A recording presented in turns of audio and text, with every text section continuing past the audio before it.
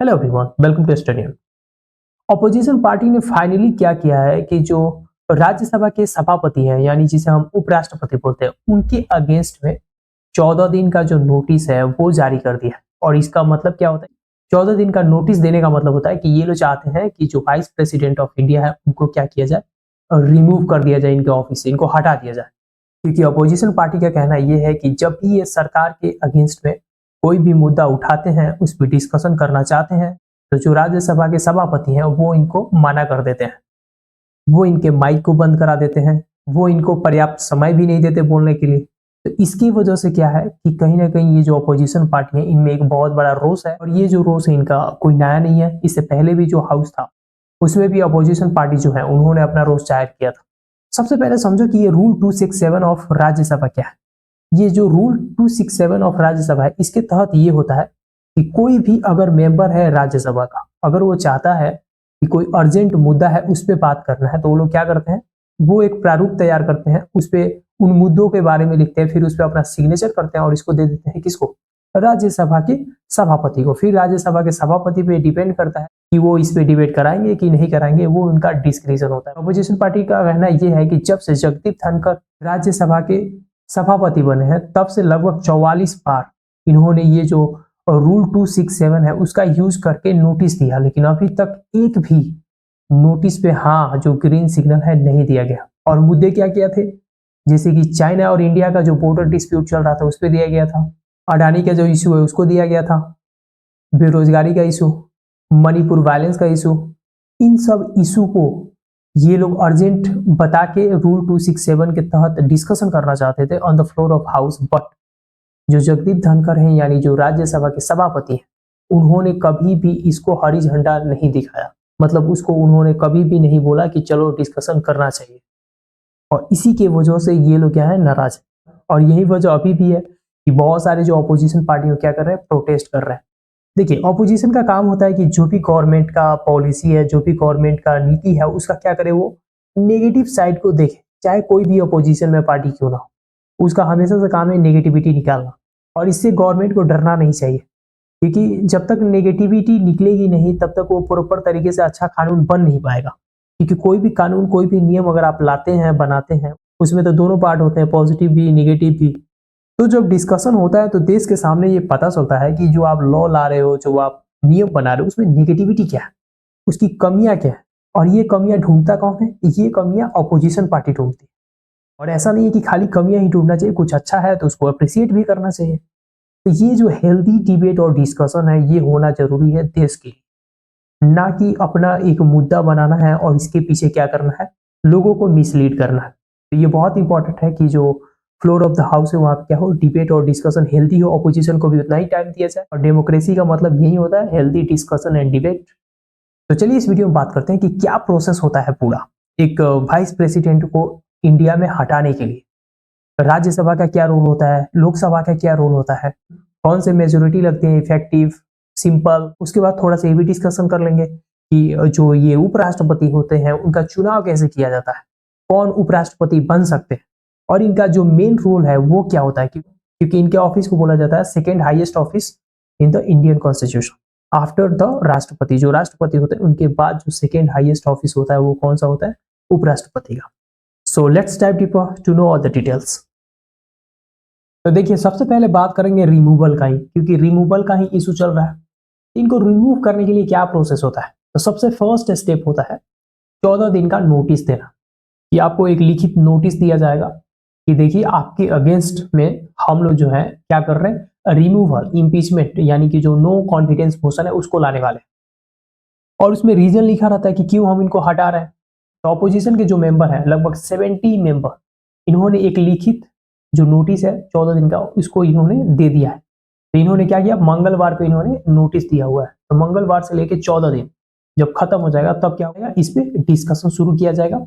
और effective majority से, remember effective, ये बहुत ही ज्यादा इंपॉर्टेंट पॉइंट है। इफेक्टिव मेजोरिटी के साथ राज्यसभा में इस रेजोल्यूशन को पास किया जाएगा। तो जब यहाँ पे पास हो जाएगा तो फिर वो कहाँ पे जाता है, तो फिर वो जाएगा लोकसभा में। और लोकसभा में क्या चाहिए, इनको सिंपल मेजोरिटी चाहिए पास होने के लिए। और जब यहाँ पे भी पास हो जाता है तो जो वाइस प्रेसिडेंट है उसको क्या कर दिया जाता है, रिमूव कर दिया जाता है। तो आप में से बहुत सारे लोग होंगे जिनको ये समझ में नहीं आया कि ये इफेक्टिव मेजोरिटी क्या होता है और सिंपल मेजोरिटी क्या होता है। तो इफेक्टिव मेजोरिटी का मतलब ये होता है, लेट से कि जो राज्यसभा है वहां पे क्या है 245 मेंबर्स है, और इस 245 मेंबर्स में से मान लीजिए जो 5 सीट है वो क्या है वैकेंट है, तो ये जो 5 सीट हट जाएंगे वैकेंट हो जाएंगे, तो कितना बचा 240 सीट बचे। 240 सीट में से जो मेजोरिटी है वो कितना हो जाएगा 121, यानी कि 50% प्लस 1। ये जो 121 है वो क्या है, यही कहलाता है इफेक्टिव मेजोरिटी। मतलब इसका ये है कि टोटल स्ट्रेंथ में से जो वैकेंट सीट है उसको हटा देते हैं और उसका मेजोरिटी हम लोग ले लेते हैं, उसको क्या बोलते हैं effective majority of the house. Vacant seat का मतलब ये होता है कि उस सीट पे किसी को इलेक्ट ही नहीं किया गया, वो सीट खाली है। और एब्सेंट सीट का मतलब क्या है, उस पे क्या है इलेक्टेड मेंबर है लेकिन वो आए हुए नहीं है। समझ में आया? तो वैकेंट और ये जो एब्सेंट है ये बिल्कुल अलग अलग वर्ड है और इसका अलग अलग मतलब भी है। वैकेंट का मतलब ये होता है कि उस पर इलेक्शन नहीं कंडक्ट कराया गया है, और एब्सेंट का मतलब ये है कि इलेक्शन कंडक्ट हो चुका है और वो जो मेंबर है वो नहीं आया है। तो इफेक्टिव मेजोरिटी क्या होता है कि टोटल स्ट्रेंथ में से वैकेंट सीट को घटाते हैं, ना कि एब्सेंट सीट को। तो वैकेंट सीट को घटा देते हैं फिर उसका मेजोरिटी ले लेते हैं, उसको क्या बोलते हैं हम लोग इफेक्टिव मेजोरिटी। इफेक्टिव मेजोरिटी चाहिए वाइस प्रेसिडेंट को रिमूव करने के लिए, किसमें राज्यसभा में। और ये जो रिमूव करने का जो रिजोल्यूशन है हमेशा कहाँ पे इंट्रोड्यूस किया जाएगा, राज्यसभा में भी इंट्रोड्यूस किया जाएगा। लोकसभा में इस रेजोल्यूशन को नहीं लाया जा सकता है। अब बात करते हैं लोकसभा का, जिसमें हमें सिंपल मेजोरिटी की आवश्यकता है। सिंपल मेजोरिटी का अर्थ ये होता है कि जितने भी प्रेजेंट मेंबर हैं उनका क्या होना चाहिए, उनका मेजोरिटी होना चाहिए। तो मान लीजिए 545 मेंबर्स हैं और इस मेंबर में से मात्र 200 लोग ही प्रेजेंट है। तो 200 लोग प्रेजेंट है मतलब उसमें से बहुत सारे लोग ऐसे होंगे वैकेंट होंगे, बहुत सारे ऐसे लोग होंगे एब्सेंट होंगे।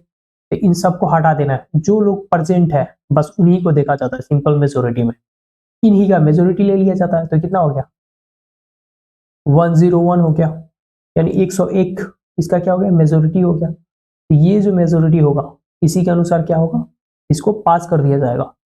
और उसके बाद जब ये पास हो जाता है तो उनको क्या कर दिया जाता है, उनको ऑफिस से रिमूव कर दिया जाता है। तो आपको समझ में आ गया कि रिमूवल प्रोसेस कैसा होता है। 14 दिन का नोटिस देना है, 14 दिन के नोटिस के बाद उनके अगेंस्ट में नो कॉन्फिडेंस मोशन पे डिस्कशन हो जाता है। अगर इफेक्टिव मेजोरिटी मिल जाती है तो वहां से पास हो जाती है, फिर पास होकर लोकसभा चली जाती है। लोकसभा में अगर सिंपल मेजोरिटी उनको मिल जाती है तो आराम से उनको क्या किया जाता है, रिमूव कर दिया जाता है। और ये इंडिया की हिस्ट्री में कभी भी नहीं हुआ है, this is the first time. अब जो लोग इंटरेस्टेड हैं कि इनका इलेक्शन प्रोसेस कैसा होता है, तो इनके इलेक्शन प्रोसेस के बारे में भी हम लोग बात कर लेते हैं। तो सबसे पहले बात करते हैं कि कौन ऐसे लोग हैं जो इस इलेक्शन को लड़ेंगे। तो सबसे पहला क्राइटेरिया है सिटीजन ऑफ इंडिया, भारत के नागरिक होना है। उनका उम्र जो है 35 साल से कम नहीं होना चाहिए।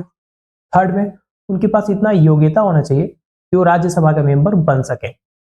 एंड फोर्थ में कोई भी ऑफिस ऑफ प्रॉफिट होल्ड नहीं करना चाहिए, चाहे वो सेंट्रल गवर्नमेंट का हो, चाहे स्टेट गवर्नमेंट का हो, चाहे वो लोकल गवर्नमेंट का हो। कोई भी ऑफिस ऑफ प्रॉफिट नहीं उनको होल्ड करना चाहिए उस टाइम में। ओके, उसके बाद अगला प्रोसेस होता है कि ये जो पर्सन है इनके नाम को 20 जो लोग हैं एज अ प्रपोजर राज्यसभा में उनको प्रपोज करें, और 20 जो मेंबर्स हैं बाद में वो एज अ सेकेंडर क्या करें, उसको एक्सेप्ट करें। और ये जब दोनों ग्रुप साइन करके रिटर्निंग ऑफिसर को दे देता है तो इसको क्या किया जाता है, एक्सेप्ट कर लिया जाता है। इनका जो नॉमिनेशन है एक्सेप्ट कर लिया जाता है। एक तरीके से समझ लो ये जो 20 एज ए प्रपोजर और 20 एज ए सेकेंडर जो है, ये राज्यसभा के जो मेंबर्स होते हैं वो नॉमिनेशन पेपर पे साइन करते हैं कि हम इस पार्टिकुलर कैंडिडेट को इलेक्शन में लड़ने के लिए समर्थन देते हैं। और उसके बाद जब इसको रिटर्निंग ऑफिसर एक्सेप्ट कर लेता है तो क्या होता है, फिर वो जो पर्सन होता है वो लायक हो जाता है लड़ने के लिए। और वो जो कैंडिडेट होता है क्या करता है, 15,000 जो रुपया है उसको वो लोग पेड करते हैं एज सिक्योरिटी। और सिक्योरिटी क्यों पेड करना पड़ता है, क्योंकि जो भी सीरियस कैंडिडेट नहीं है उनको डिस्करेज किया जाए। मुझे नहीं लगता कि जो सीरियस कैंडिडेट नहीं है वो 15,000 से और डिस्करेज होंगे, कुछ ज़्यादा अमाउंट बढ़ाना चाहिए था। But I think it's okay, क्योंकि इसका मतलब ये है कि जो आम लोग हैं जिनके पास ज़्यादा पैसा नहीं है वो भी क्या कर सकते हैं, इसके लिए लड़ सकते हैं। बट सच्चाई ऐसा नहीं है। बट एग्जाम के परस्पेक्टिव से आपको याद रखना है कि 15,000 का ये क्या करते हैं लोग, सिक्योरिटी डिपॉजिट करते हैं। और हाँ, एक इंपॉर्टेंट बात यह है कि ये जो मनी है सिक्योरिटी डिपॉजिट, इसको फॉरफिट कर लिया जाता है, मतलब नहीं दिया जाएगा अगर वो पर्सन 1/6 वोट नहीं उसको मिलता है। मतलब जो राज्यसभा का मेंबरशिप है उसका अगर 1/6 जो वोट है वो अगर उसको नहीं मिलता है तो उसका जो 15,000 रुपया उसको नहीं दिया जाता है। इनका भी एक इलेक्टोरल कॉलेज होता है, बहुत ही ज्यादा सिंपल है। इलेक्टोरल कॉलेज में कौन कौन होते हैं, दोनों जो हाउस होते हैं उनके मेंबर यहाँ पे भाग लेते हैं। कौन कौन, लोकसभा एंड राज्यसभा, चाहे वो नॉमिनेटेड हो चाहे वो इलेक्टेड हो, दोनों भाग लेंगे, किसी को भी यहाँ पे छोड़ना नहीं होता है। जबकि प्रेसिडेंट के इलेक्शन में ऐसा नहीं है, नॉमिनेटेड लोग उसमें भाग नहीं लेते हैं। स्टेट का जो लेजिस्लेचर होता है यानी विधानसभा के जो मेंबर है वो भाग नहीं लेते हैं उपराष्ट्रपति के चुनाव में। Proportional representation single transferable vote का जो मेथड है यहाँ पे भी अप्लाई किया जाता है, मतलब इनको 50% प्लस 1 मिल जाएगा तो ये क्या हो जाएंगे, जीत जाएंगे। अब थोड़ा सा ये जान लेते हैं कि जो वाइस प्रेसिडेंट है इनका रोल क्या होता है। तो सबसे इंपॉर्टेंट जो रोल है इनका वो क्या होता है, वो होता है सभापति, राज्यसभा का सभापति बनना। और उससे भी एक important role that is president की तरह सर्व करना, क्योंकि इन द केस अगर प्रेसिडेंट एब्सेंट है, प्रेसिडेंट का डेथ हो जाता है, प्रेसिडेंट में भी किसी रीजन की वजह से क्या है लीव पे है, इन सब कंडीशन में जो वाइस प्रेसिडेंट होता है वो क्या करता है, वो सर्व करता है as a president of India. और ये जो वाइस प्रेसिडेंट का ऑफिस है वो कहां से लिया गया है, वो लिया गया है यूनाइटेड स्टेट ऑफ अमेरिका से। लेकिन यहाँ पे थोड़ा सा डिफरेंस है। यूनाइटेड स्टेट ऑफ अमेरिका में क्या होता है कि जो वाइस प्रेसिडेंट होता है वहां का अगर प्रेसिडेंट मर जाता है तो मान लीजिए कि जो भी रिमेनिंग उसका पीरियड होता है, मान लीजिए कि 4 साल का उनका पीरियड होता है, तो प्रेसिडेंट 3 साल पे ही मर गया, तो वो जो बचा वो 1 साल है, उस 1 साल में प्रेसिडेंट की तरह कौन संभालता है कुर्सी, वाइस प्रेसिडेंट। बट इंडिया में ऐसा नहीं है, 6 महीने के भीतर क्या होता है, इलेक्शन कराया जाता है और 6 ही महीना तक ये लोग क्या करते हैं, आराम से ऑफिस को होल्ड कर सकते हैं। मैक्सिमम टाइम है, उससे पहले भी हो सकता है। ये जो मैक्सिमम टाइम है 6 मंथ तक ये क्या कर सकते हैं, आराम से प्रेसिडेंट का रोल अदा कर सकते हैं। आपको ये बेसिक समझ में आ गया। और यहाँ पे बैलेट पेपर का यूज किया जाता है, तो आई होप आपको समझ में आ गया होगा।